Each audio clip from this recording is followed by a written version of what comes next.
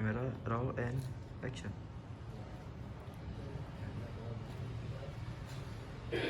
Bismillahirrahmanirrahim. Assalamualaikum warahmatullahi wabarakatuh. Kami dari kelompok 2 Teknik Sipil A Angkatan 2021 akan mempresentasikan hasil pengukuran kerangka dasar horizontal metode poligon di Gedung Amfiteater UPI. Untuk pertama-tama, kami berterima kasih kepada Bapak Dr. Insinyur Dr. Andes Haji Iskandar Muda Purwa Amijaya, Magister Teknik, atas menjadi dosen penanggung jawab mata kuliah Suplai dan Pemetaan.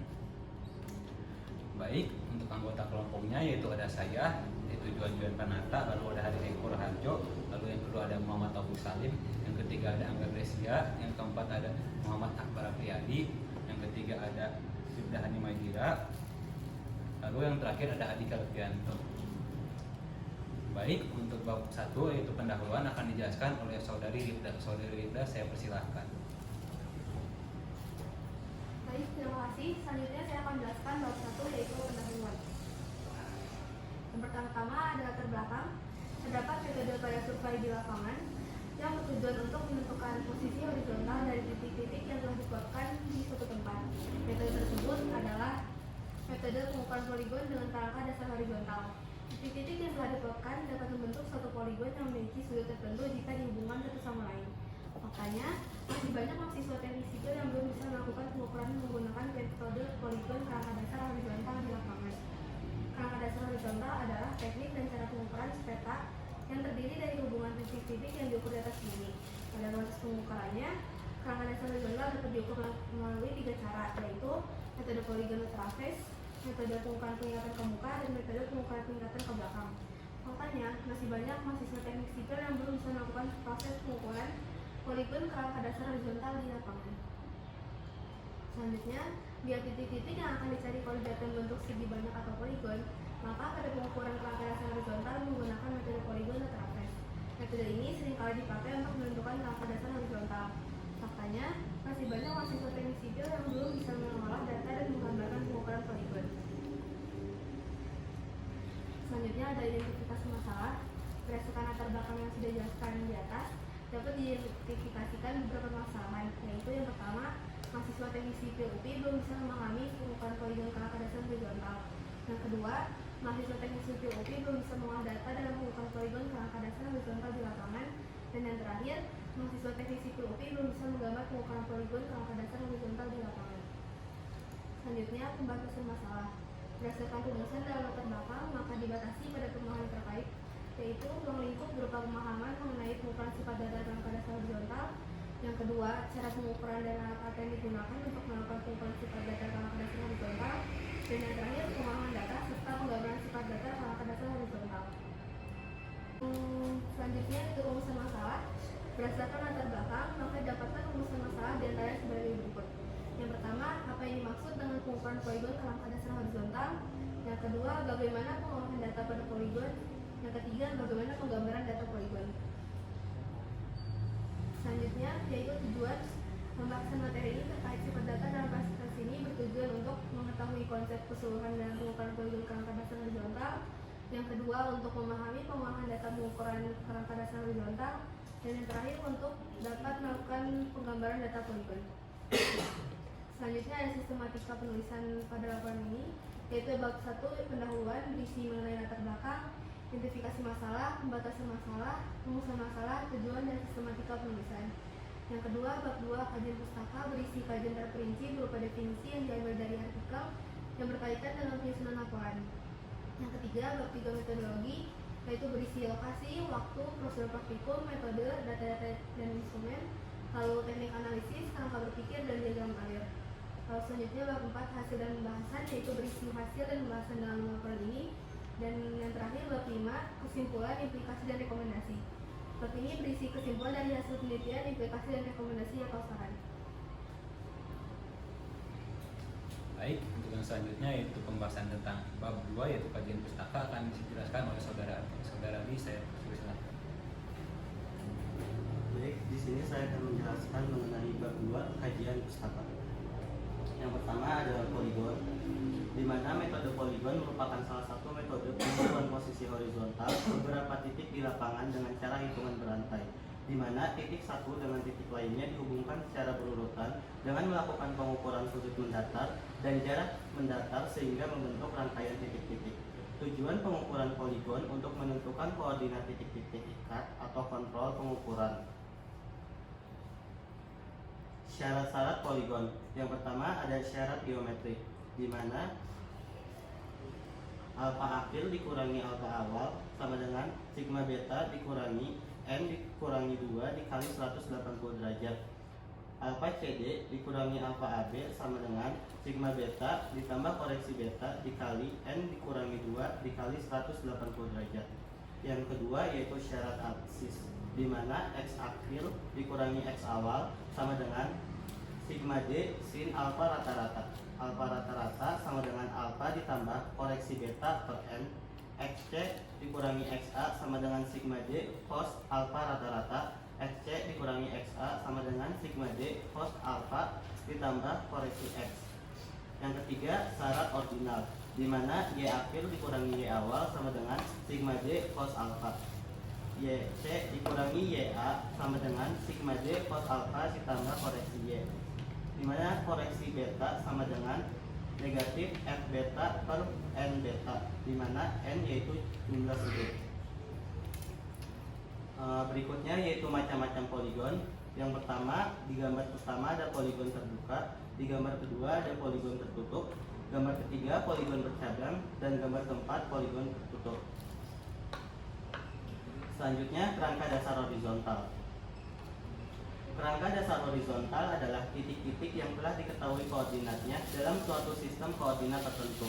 Sistem koordinat yang dipakai merupakan sistem koordinat kartesius yang dimana bidang datarnya merupakan sebagian kecil dari permukaan elipsoidal bumi.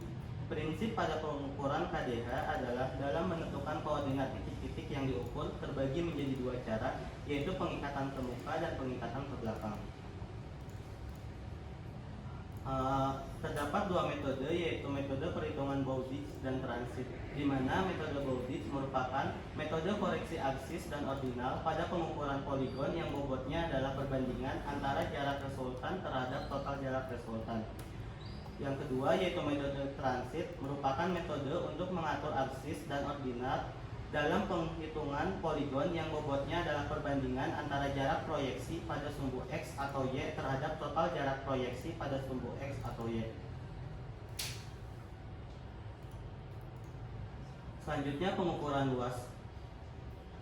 Luas adalah jumlah area yang terproyeksi pada bidang horizontal dan dikelilingi oleh garis-garis batas. Perhitungan dan informasi luas merupakan salah satu informasi yang dibutuhkan perencana dari hasil pengukuran lapangan.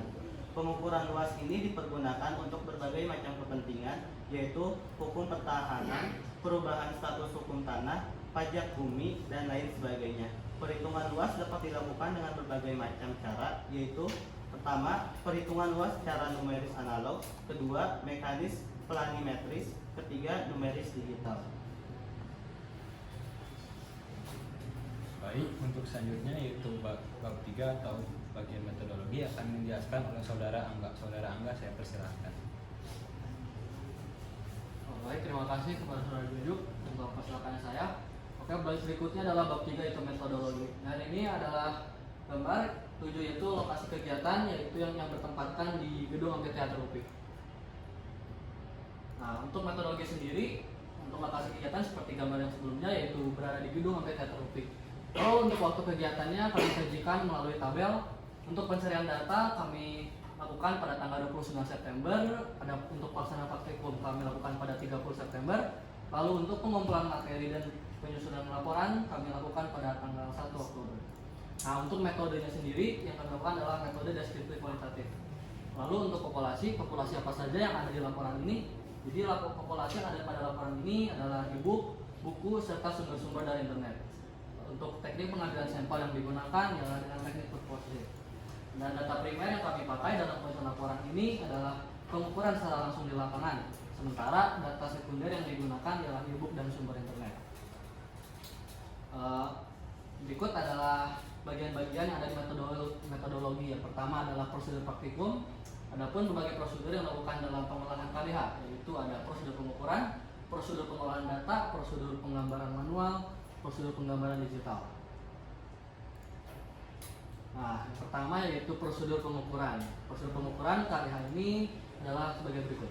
Yang pertama, didirikan alat teodolit pada titik atau patok awal pengukuran.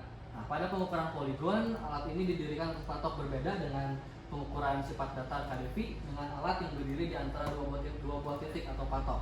Lalu yang kedua, target diletakkan di atas patok-patok yang mengapit tempat alat sifat data itu sendiri berdiri. Nah, lalu gelembung pivot tabung kita ketengahkan, teropong diarahkan ke target belakang dan di basis sudut horizontalnya pada posisi biasa. Kemudian teropong kita putar ke arah target muka, dibaca pula sudut horizontalnya pada posisi biasa. Lalu yang ketiga yaitu teropong diubah posisinya menjadi luar biasa dan diarahkan ke target muka serta dibaca sudut horizontalnya. Lakukan sebaliknya, teropong ke arah target belakang dan dibaca sudut horizontalnya. Lalu kita periksa pembacaan sudut yang sebelumnya dengan pengontrolan pembacaan.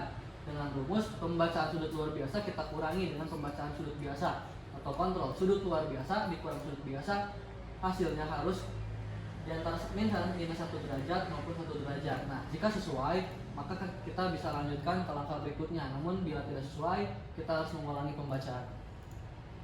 Lalu yang berikutnya, alat teodolit ini setelah kita lakukan pengukuran sebelumnya, alat teodolit kita pindahkan ke patok selanjutnya dan dilakukan hal yang sama seperti pada patok sebelumnya, yaitu pembacaan. Nah, pengukuran ini dilanjutkan sampai seluruh patok didirikan alat teodolit. Lalu yang berikutnya, data diperoleh dari lapangan, kemudian kita olah secara manual atau secara tabelaris dengan menggunakan bantuan teknologi digital komputer. Pengolahan data poligon dapat diselesaikan dengan metode Bowditch maupun transit. Nah, pada metode Bowditch ini, bobot koreksi absis dan ordinat diperoleh dari perbandingan jarak resultan dengan total jarak pengukuran poligon. Sedangkan pada metode transit, bobot koreksi absis ini kita bagi dengan ordinat diperoleh jarak pada arah absis dibandingkan dengan total jarak pada arah absis atau ordinat. Lalu yang berikutnya, pengukuran poligon kerangka besar horizontal sudah selesai. Baik, untuk selanjutnya itu prosedur pengolahan data akan dijelaskan oleh Saudara Taufik. Saudara Taufik, saya persilakan. Ya, terima kasih Saudara Juju. Di sini saya akan menjelaskan prosedur pengolahan data. Nah, yang pertama itu kita ada dua metode. Yang pertama metode Bowditch dan yang kedua metode transit. Nah, di sini saya akan menjelaskan metode Bowditch. Yang pertama menghitung syarat 1 dengan rumus alfa awal kurang alfa akhir sama dengan sigma beta kurang n kurang 2 dikali 180 derajat ditambah f beta. Lalu mencari b koreksi dengan rumus beta n sama dengan beta 1 tambah f beta per n. Nah, di sini ada mencari alfa koreksi dengan rumus alfa 1 ditambah alfa 1 sama dengan alfa awal, alfa 2 sama dengan alfa 1 kurang beta 1 tambah 180 derajat. Dan di sini ada n tambah alfa n kurang beta n tambah 180 derajat. Di sini ada menghitung syarat 2 atau syarat absis dengan rumus sigma delta x sama dengan d sin alfa. Dan di sini ada menggunakan syarat 3 atau syarat absis syarat ordinat dengan rumus sigma y sama dengan d cos alfa. Nah, di sini menghitung bobot dengan rumus bobot sama dengan d1 per sigma d dengan catatan jumlah bobot atau sama dengan sigma bobot sama dengan 1. Dan di sini ada menghitung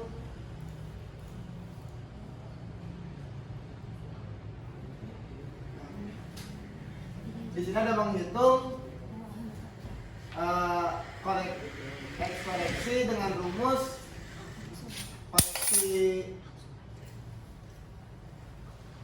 koreksi xn sama dengan bobot n kali sigma. Kamera roll and action.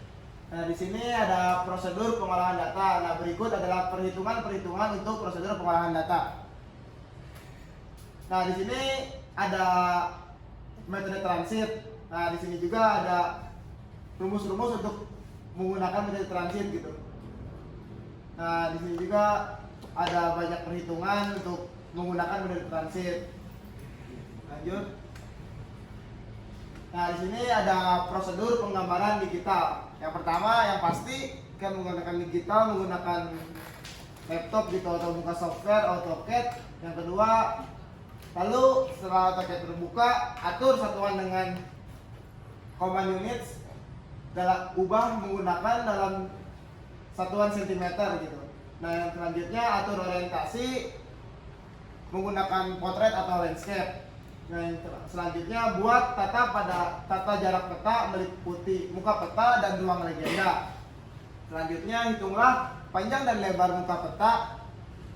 Selanjutnya hitung skala jarak horizontal dengan membuat perbandingan jarak muka peta dengan tata jarak horizontal dengan satuan yang sama. Selanjutnya buatlah sumbu datar dan tegak dengan titik pusatnya memiliki jarak tertentu terhadap batas muka peta. Selanjutnya gambar titik-titik yang merupakan posisi tinggi hasil pengukuran dengan jarak-jarak tertentu serta hubungkan titik-titik tersebut. Nah, setelah gambar titik-titik dibuat, lanjut kita membuat keterangan nilai tinggi dan jarak di dalam muka peta serta melengkapi informasi legenda yang telah dibuat dengan skala dan lain-lain.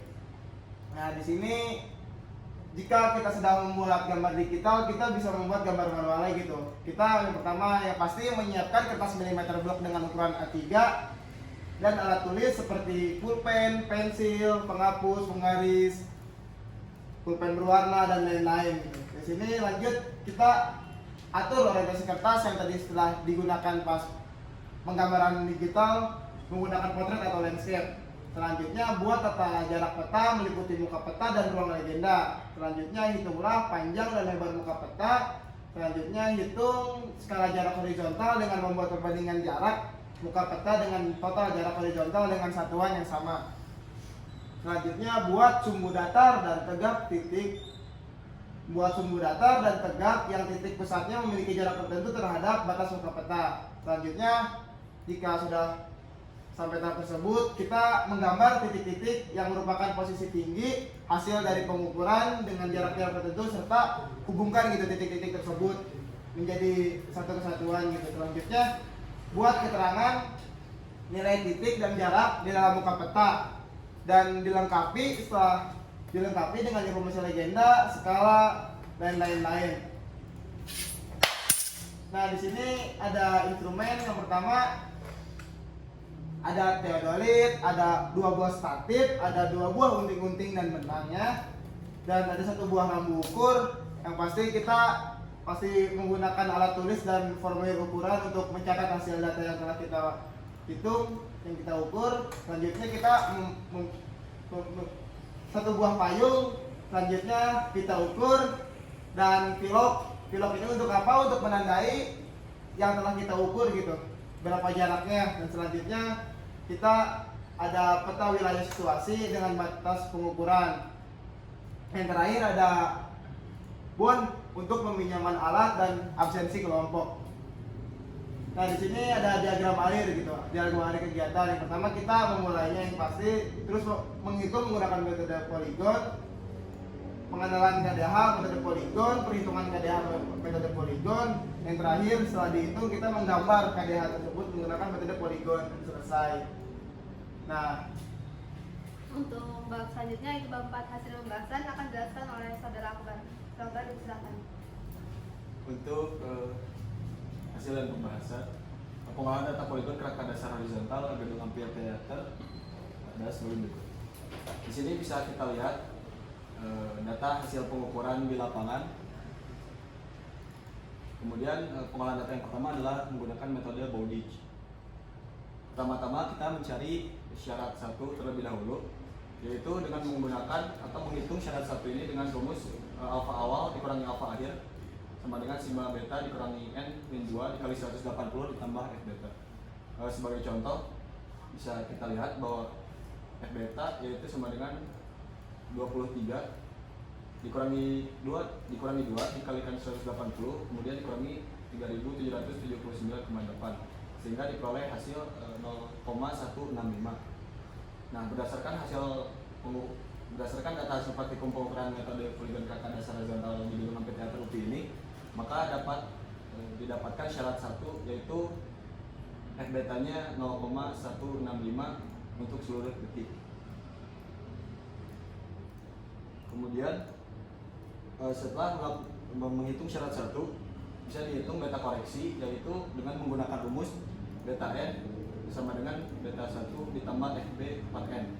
Sebagai contoh, bisa dilihat bahwa beta 1 yaitu 88,33 ditambah dengan S beta yang tadi kita peroleh yaitu 0,165 dibagi 12 dengan diperoleh hasilnya yaitu 88,3. Nah, berdasarkan data hasil praktikum pengukuran di gedung amfiteater, maka didapatkan beta koreksinya yaitu untuk titik pertama 88,3, untuk titik kedua 204,1, titik ketiga 171, titik keempat 192, dan titik terakhir yaitu 178,8. Nah, setelah mencari beta koreksi, maka kita hitung alfa koreksi.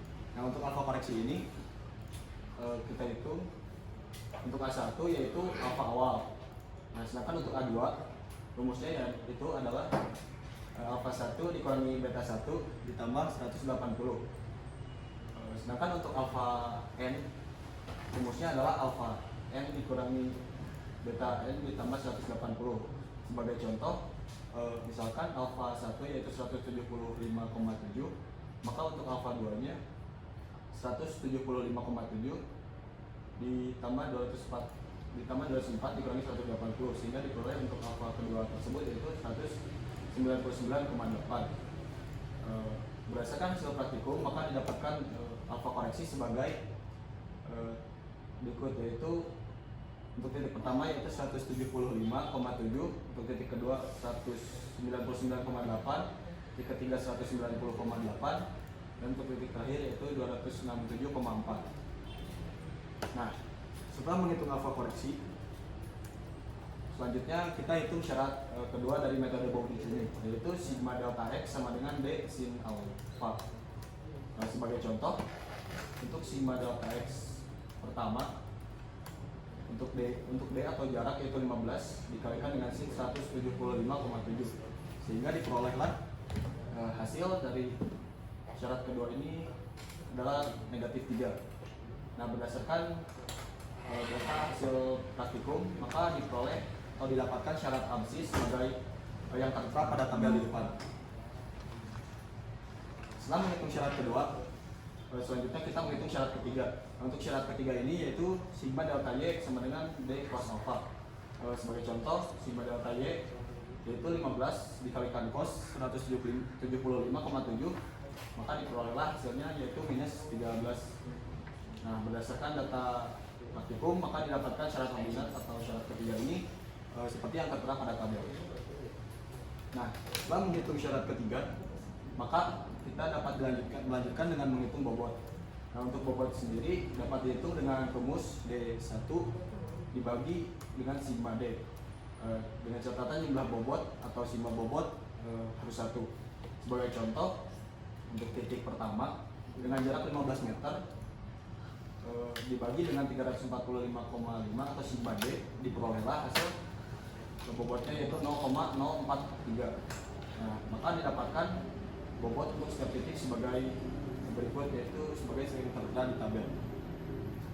Nah, setelah mencari bobot, kita lanjutkan dengan mencari delta x koreksi.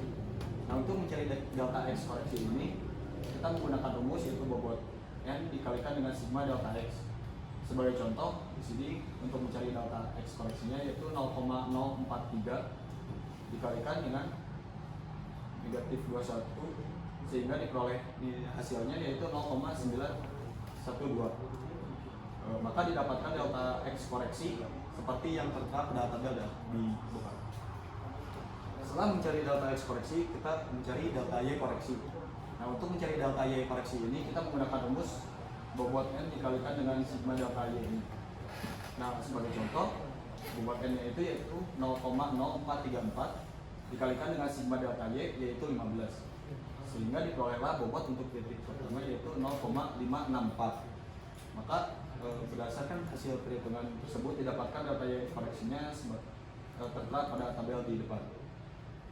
Nah, setelah mencari delta x dan delta y koreksi, kita cari delta x setelah koreksi. Nah, untuk delta x setelah koreksi ini kita menggunakan rumus delta xn ditambah koreksi delta x kan.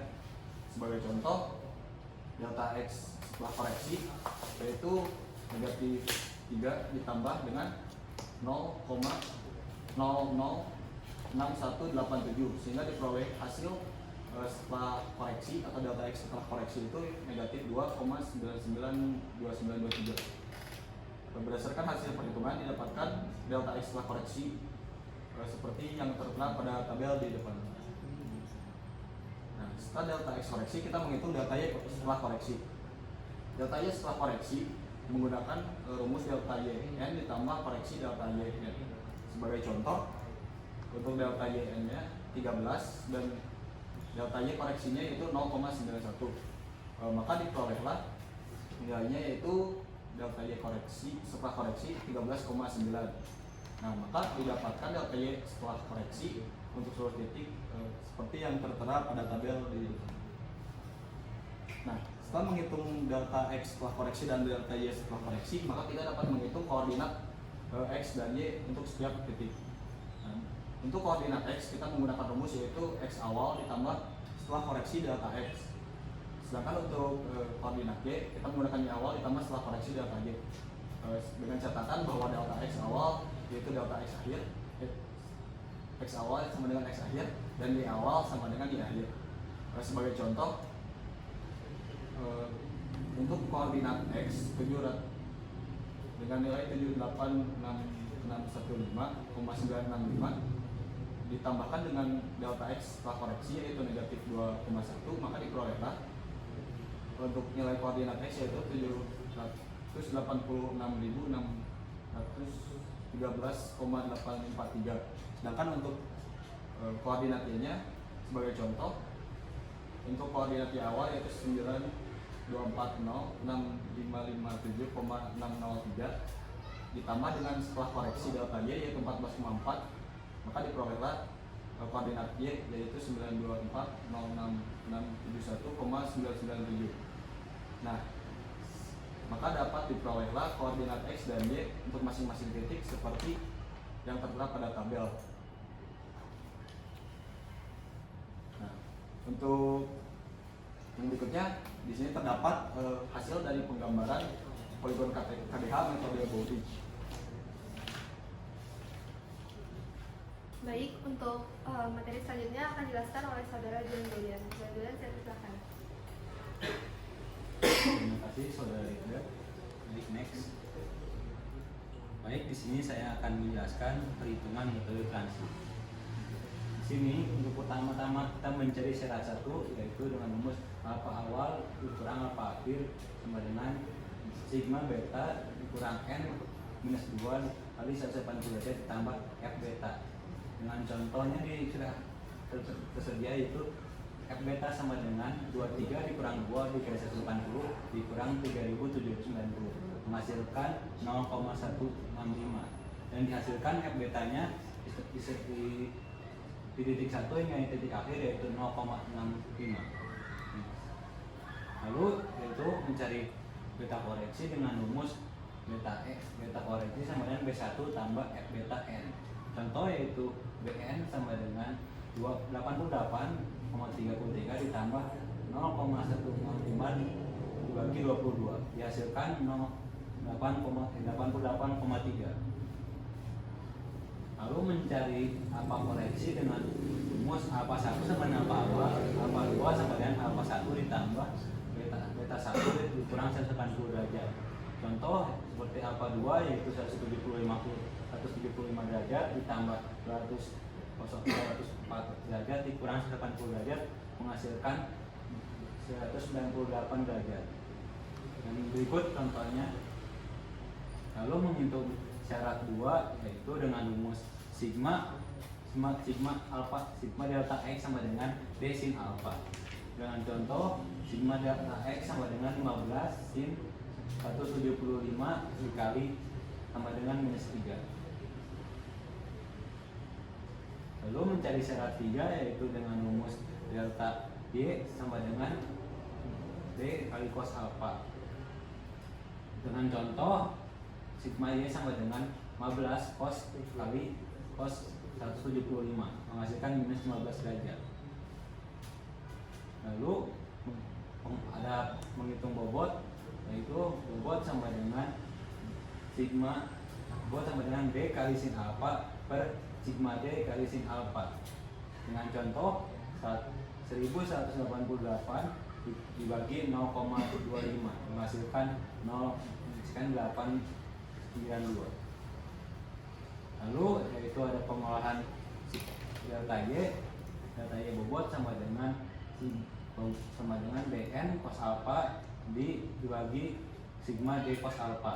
Dengan contohnya tersedia yaitu minus 14,95 dibagi 0,5 sama dengan minus 29.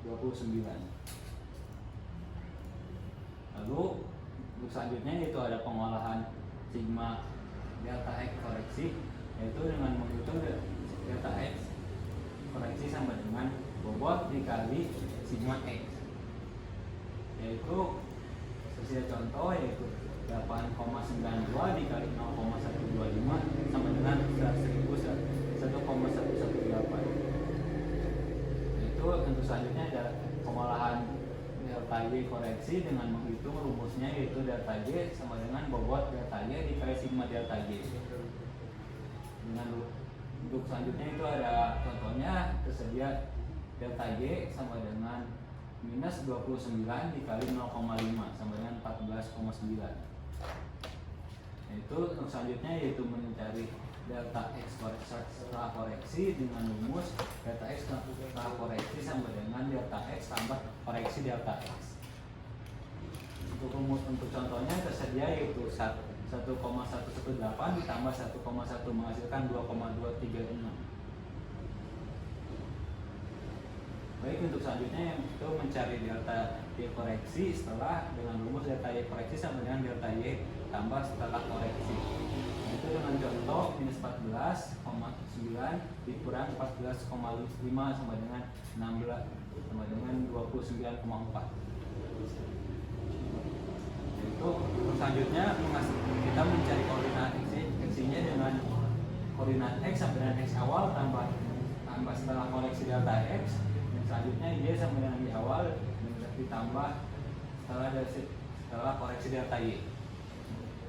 Dengan itu contohnya tersedia dengan titik awal kita yaitu BM24 dengan titik X sama dengan 7866115,465 ditambah 2 meter, 236 dihasilkan titik 786616. Lalu untuk titik Y kita tuh titik awalnya kita di titik 9240957,6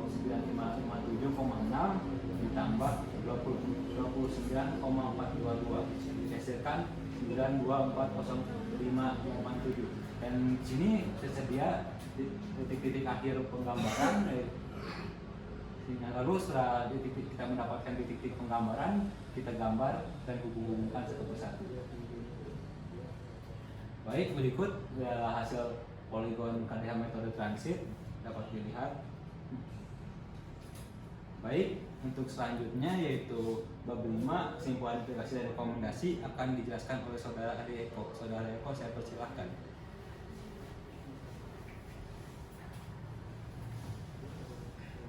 Ya, baik, terima kasih kepada Pak Moderator. Di sini saya akan menjelaskan bab 5 mengenai kesimpulan, implikasi, dan rekomendasi.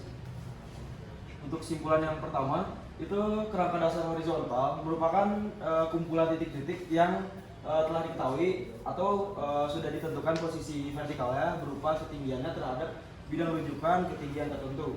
Nah, tujuan dari pengukuran KDH ini memperoleh koordinat planimetris XY titik-titik pengukuran. Dan untuk kesimpulan yang kedua, itu pengolahan data dan penggambaran kerangka dasar horizontal metode poligon ini dapat dilakukan dengan dua cara, yaitu transit dan bowditch. Data yang digunakan pada uji kali ini berdasarkan hasil pengukuran juga, kita mendapatkan data-data itu dari survei langsung di lapangan di gedung Amphitheater UPI dengan menggunakan 12 lap. Koordinat awal untuk X-nya itu diketahui 786616 dan koordinat awal Y-nya itu diketahui 92406587. Untuk kesimpulan yang ketiga, Penggambaran manual dapat dilakukan di millimeter block dengan memperhatikan prosedur yang ada, dan penggambaran digital dapat dilakukan di perangkat lunak seperti Autodesk Max dengan memperhatikan prosedur dan terampil menggunakan perangkat keras komputer serta perangkat lunak yang digunakan. Untuk di bagian implikasi, untuk yang pertama itu hasil dari laporan ini dapat memberikan informasi mengenai pengukuran kerangka dasar horizontal metode poligon, sehingga dapat diketahui hal-hal apa saja yang dapat mempengaruhi hasil pengukuran. Untuk implikasi yang kedua, hasil dari laporan ini dapat memberikan informasi kepada pembaca mengenai cara pengolahan data dalam pengukuran kerangka dasar horizontal, metode transit maupun Bowditch. Untuk implikasi yang ketiga, hasil dari laporan ini juga dapat memberikan informasi kepada pembaca mengenai cara penggambaran kerangka dasar horizontal metode poligon. Untuk di bagian rekomendasi, yang pertama itu pengukuran dilakukan dengan teliti dan mengikuti prosedur dengan benar untuk menghindari kesalahan, dengan saling berkoordinasi antar anggota kelompok untuk saling bekerjasama dalam pelaksanaan pengukuran.